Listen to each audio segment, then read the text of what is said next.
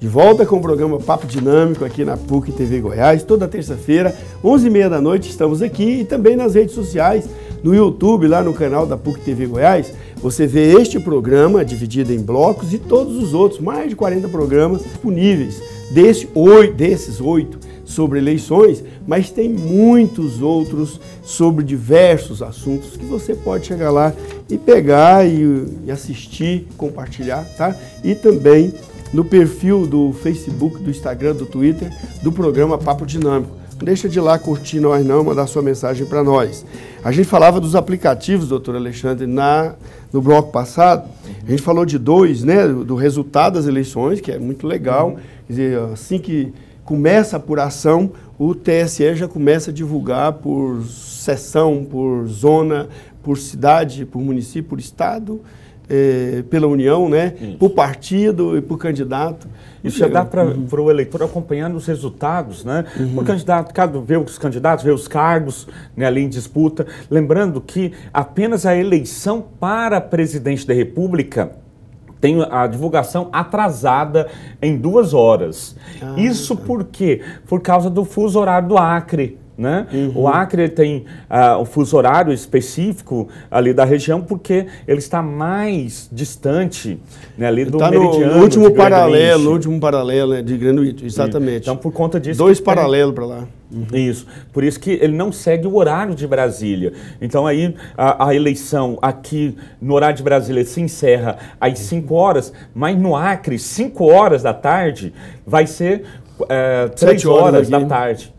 Né? 3 horas da tarde. 5 horas aqui, vai ser 3 horas lá. Perfeito. Então precisa esperar lá chegar às 5 horas, que aqui vai ser às 19 horas. E aí divulga. E para essas eleições, uma situação interessante, que a Justiça Eleitoral requereu ao governo federal que fosse adiado o início do horário de verão para depois do segundo turno. Então, o horário de verão, ele bagunça um pouquinho, né, essa sistemática das horas. Para quem está acostumado a ver o globo terrestre, tem um mapinha, né, o mapa mesmo, você olha lá, tem umas linhas assim verticais, né, que as linhas, cada linha daquela corresponde a 1 hora, entendeu? Então, pulou 1 hora para lá que a cidade está, ou o estado está, é 1 hora a mais. Então, a esquerda do mapa, Acre está no segundo, nós estamos aqui, né, num paralelo, e aí você pula 2 paralelos, você chega no Acre, entendeu? É isso aí.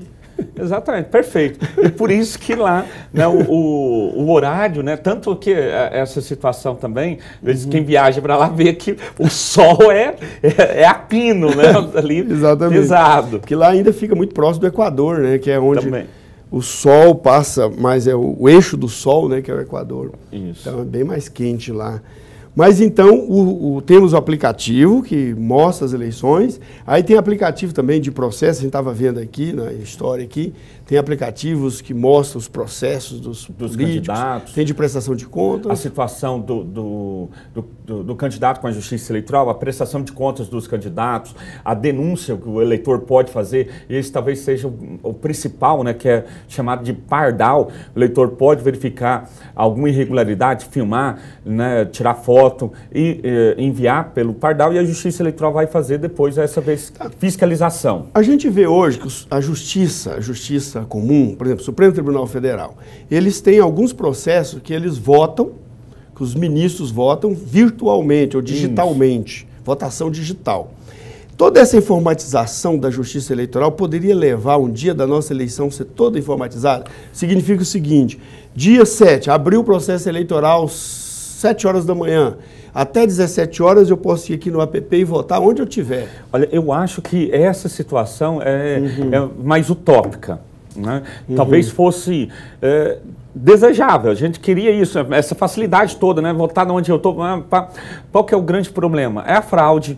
Porque aí, se eu posso votar de onde eu estiver, o político está aqui do meu lado, vota aí para eu ver. Né? Então ele vai comprar o voto e verificar a compra do voto. Vai facilitar a compra de voto. Eu montaria na minha casa lá uma lan house, né? Vários computadores, chamaria aqueles eleitores, pode votar aí à vontade, né? Então essa fraude seria mais factível. Então, ficaria mais difícil a fiscalização, tanto da justiça quanto dos próprios partidos. Exatamente. Então, por isso eu acho que é uma situação que está desejável, mas pouco factível, pelo menos no futuro próximo, né? Teríamos que ser muito mais honestos do que somos hoje para a gente chegar a esse estágio, né? Muito mais evoluídos, né? Com certeza. Teríamos que passar por um upgrade humanitário. Então, vamos lá. Nós falávamos dos aplicativos,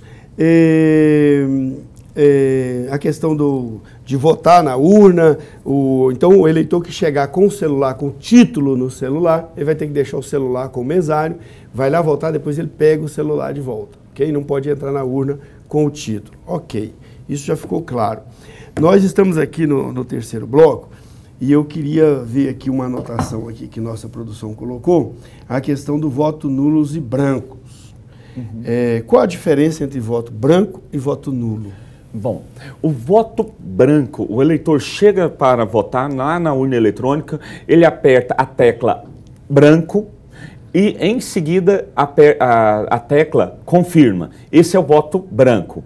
O voto nulo pode acontecer por dois motivos: ou vontade do eleitor, ou erro do eleitor. Então o eleitor chega e digita um número que não pertence a nenhum candidato ou nem partido político. Exemplo, 0000. Só 0, confirma. O voto é nulo. Então o próprio eleitor quis votar dessa forma. Ou o eleitor chega, confunde o voto, o número do seu candidato, confunde o número do partido e aperta a tecla confirma. Ao fazer isto, ele erroneamente anulou o voto. Qual a consequência disso? A mesma. Voto branco ou voto nulo são votos inválidos, não servem para nada.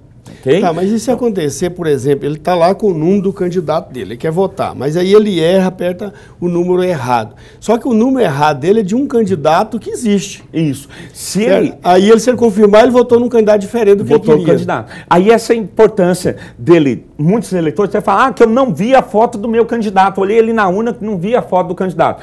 O que acontece isso? O eleitor aperta os números e em seguida confirma.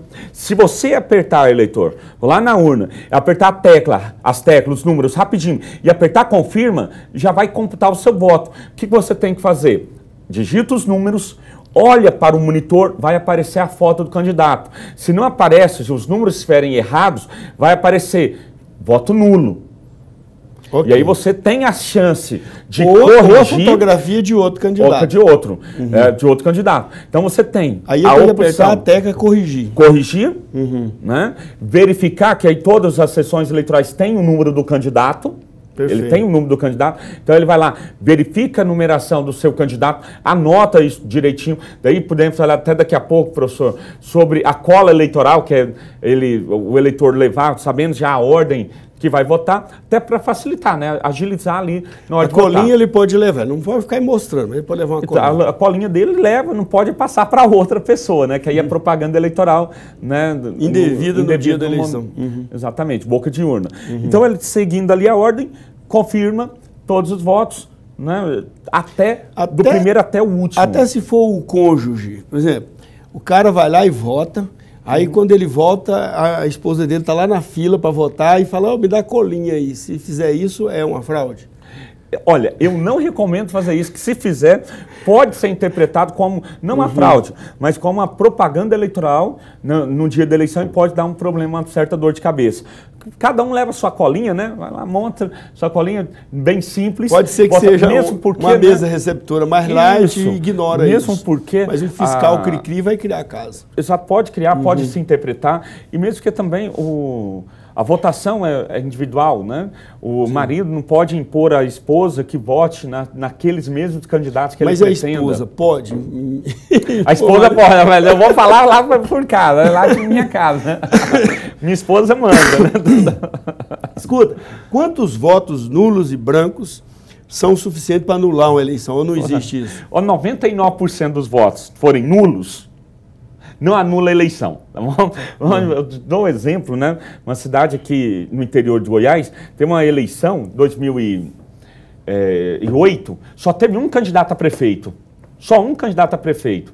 Se esse único candidato a prefeito fosse votar, só ele, a cidade inteira resolveu anular o voto, mas esse único candidato a prefeito, corajosamente, contra tudo e contra todos, resolve dar a ele um voto de confiança, ele comparece lá e vota nele mesmo, ele vai ser eleito com 100% dos votos válidos. Tá? Então, voto branco, voto nulo, não importa a quantidade, não anula-se a eleição. Não vale nada. Então, você que está pensando nulo, vai perder seu tempo. Não vai adiantar nada, porque voto nulo e branco não vale nada. Alguém São vai ser votos eleito... inválidos. Alguém vai ser eleito contra a sua vontade, infelizmente. Ele abre mão, né, do seu direito de escolha para, em tese, deixar uma pessoa menos capacitada por ele, que geralmente quem vota vale. Eu voto que eu tenho consciência política, então vou votar nulo, vou votar em branco. Só que a hora que faz isso, abre mão do seu direito de voto para que outra pessoa escolha em seu lugar. Para terminar esse bloco, esse ano o eleitor vai votar para presidente, governador, senadores, deputado e federal e estadual. São quantos votos? 6 votos. 6 votos. Pela ordem, né? Pela ordem da urna. Deputado federal. Federal. São 4 números. Depois, deputado estadual, 5 números. Depois, 2 candidatos ao Senado, 3 números para cada. E importante é o seguinte... Se você chega lá, digitou, vamos imaginar nós dois aqui candidatos ao Senado, votou no professor, depois vota no professor de novo, o segundo voto é nulo, tá? Tem que votar em outro candidato, o eleitor não pode dar 2 votos para o mesmo deputado, para o mesmo senador. Depois, governador, 2 números e, finalmente, presidente da República também, 2 dígitos. Perfeito. Ok. Então, para senador, ele vota num senador, aí a urna vai abrir para votar no segundo. Isso. O segundo, ele pode escolher um número válido ou digitar 0 e anular também. Exatamente, pode fazer essa anulação. Ok. Aí continua votando para os outros cargos. Ok. Então, daqui a pouquinho a gente volta. Nós vamos falar agora dos preparativos para sábado e domingo, o que é que pode e o que é que não pode fazer você, eleitor, você, candidato, no sábado e no domingo. Né, no sábado, véspera das eleições, e domingo, no dia das eleições. Daqui a pouco a gente volta.